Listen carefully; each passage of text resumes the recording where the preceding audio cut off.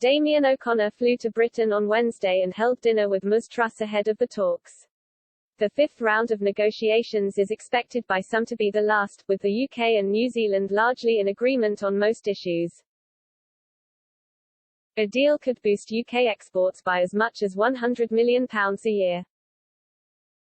Mr. O'Connor's trip to London is the first undertaken by a Kiwi minister since the outbreak of the pandemic last spring.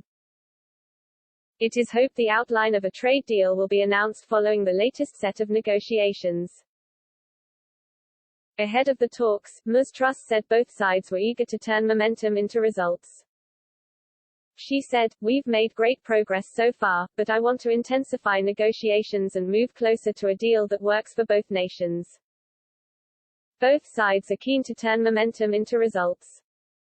I want an advanced agreement that shows what Britain can do as a sovereign trading nation, delivering better access for our services companies, slashing tariffs for our exporters, and benefiting consumers here at home.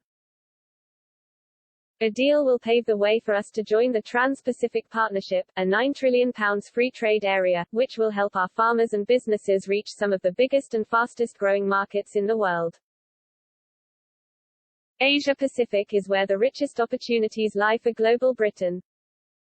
Britain is looking to join the Comprehensive and Progressive Agreement for Trans-Pacific Partnership that made up of 11 countries including Australia, Canada, Japan and New Zealand and is worth almost £10 trillion a year.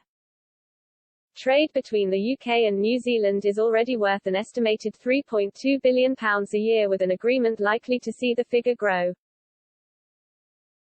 The talks come on the same week a trade deal with Australia was signed off by Prime Minister Boris Johnson.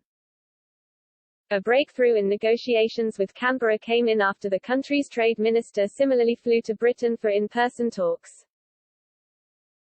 Ms. Truss and the Australian Trade Minister agreed the broad outline of a deal in April, with officials finalising elements of the pact ahead of being singed off when Boris Johnson hosted the Australian Prime Minister Scott Morrison at Downing Street earlier this week. The Department for International Trade had been hoping to have both deals ready to sign off by Easter, but the timeline slipped as frictions in negotiations slowed the pace of discussions. Britain's deal with New Zealand is expected to largely mirror the one signed with Australia. It will help remove tariffs to make it cheaper for UK companies to export to New Zealand. Brits are also set to benefit from being able to buy cheaper goods from Wellington under the deal. The terms of the UK's deal with Australia angered many British farmers, with fears lower quality cuts of meat imported from Canberra could be sold in the UK for cheaper prices under the agreement.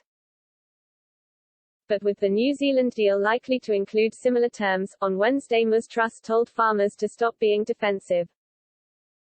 "We can see the evidence that sales of British beef international are growing to places like Asia Pacific and the United States because people want to buy high-quality British products produced in a high animal welfare way," she said. "We need to be positive about what we've got to sell rather than being defensive.